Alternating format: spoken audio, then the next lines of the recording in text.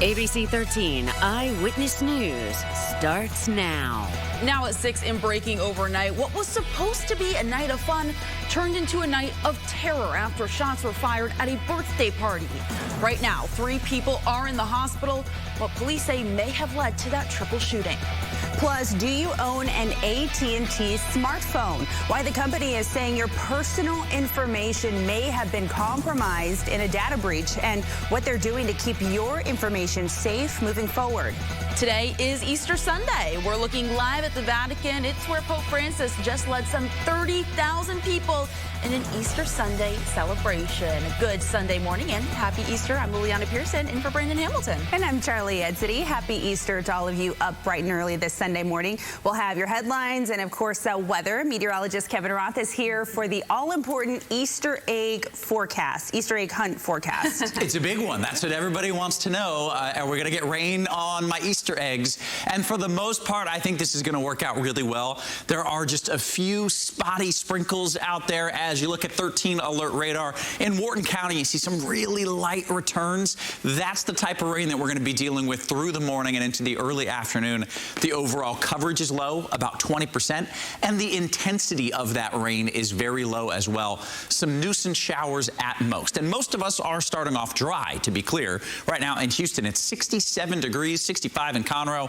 We're already at 71 degrees in Galveston. That warm, humid air is in place, and you've got enough moisture there where you can just squeeze out those little sprinkles and showers as you go through the morning. So rain chances at 20% through the morning. I've got 10% for most of the afternoon. Those temperatures will warm to the low 80s, but with cloudy skies and a breeze out of the south, it won't feel particularly hot out there, even as that moisture is elevated. If you want the cool down, you're going to have to wait until Tuesday. That's when our next cold front moves through. We'll talk about what this means for our weather going forward. And of course, I'll give you an update on the eclipse forecast as well. All of that coming up just a few minutes from now. Ladies. Sounds good. Thank you, Kevin. Breaking from overnight, a violent fight over loud music at a birthday party ends with 3 people shot. Yeah, right now, Houston police are still searching for the shooter. He opened fire at an apartment on Winsome Lane. That's not far from Westheimer and Fountain View in West Houston.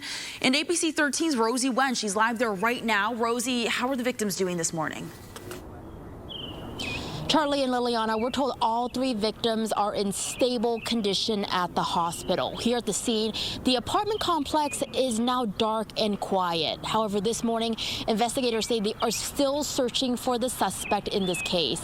Houston police say they received a call around 1:30 this morning to the Tiffany 1 apartments. They tell us their preliminary information is that one of the tenants here was having a birthday party for a family member. A neighbor allegedly came to complain about the loud music and asked them to turn it down. This happened several times, and on the 3rd time, investigators say that neighbor came back with a gun, pointed it at the tenants, and told them to turn off the music immediately. There was a struggle over the firearm. The suspect discharged the firearm several times into the air. They were able to wrestle that firearm away from him, and they closed the door. The suspect returned to his home, retrieved another firearm, and began shooting through the back door of the residence, striking 3 complainants. We're told the victims are 2 men and 1 woman. One man was hit in the torso, the other man hit in the legs. HPD says the woman looks like she was grazed by the gunfire. Now, police say the suspect ran from the scene, and at this time, they are still working to identify who that person is. Reporting live from Southwest Houston, Rosie Wen, ABC 13 Eyewitness News. Rosie, thank you. This morning, 2 toddlers are in the hospital after being hit by a vehicle in the Katy area. It happened around 8 last night along Imperial Landing in West Harris County. Deputies say a nanny had been crossing the street with both toddlers in a small wagon when all 3 were hit by another driver. The children, a 2-year-old girl and a 3-year-old boy, were taken by life flight to the hospital. Deputies believe speeding may have been a factor in this crash. Everybody just needs to slow down, needs to pay attention. There is artificial light there. There is a light right over where this happened. So lighting was an issue. So many times we do see where the infrastructure does play a part, where it's dark, desolate streets. Not the case here. It appears the person was speeding.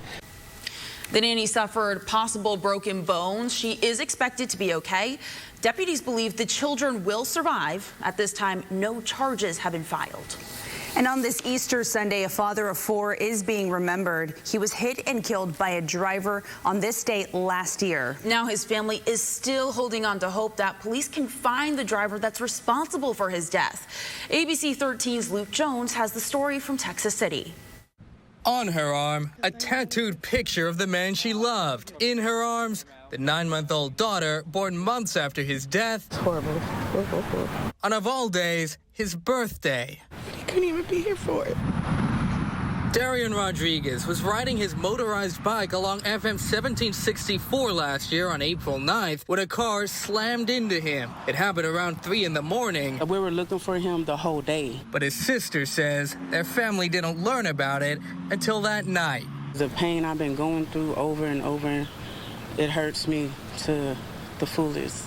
The driver who hit Rodriguez didn't stick around. Shortly after the crash, Texas City police said they were looking for a maroon or burgundy 2013 Ford Fusion with extensive front-end damage.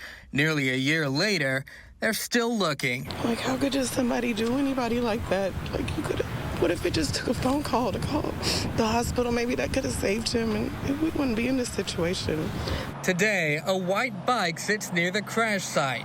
A tribute to Rodriguez, an avid cyclist killed on Easter Sunday last year, now being remembered on Easter Sunday this year. Easter Sunday now is just a blessing, you know, Resurrection Day, and my brother's up there with the Lord. And Erica Baylor is getting her daughter ready to carry on her dad's legacy here on Earth. Anything that got wheels, we're going to definitely get her on that. In Texas City, Luke Jones, ABC 13 Eyewitness News. And also being remembered today, a fallen Harris County Sheriff's deputy who was shot and killed in a grocery store parking lot.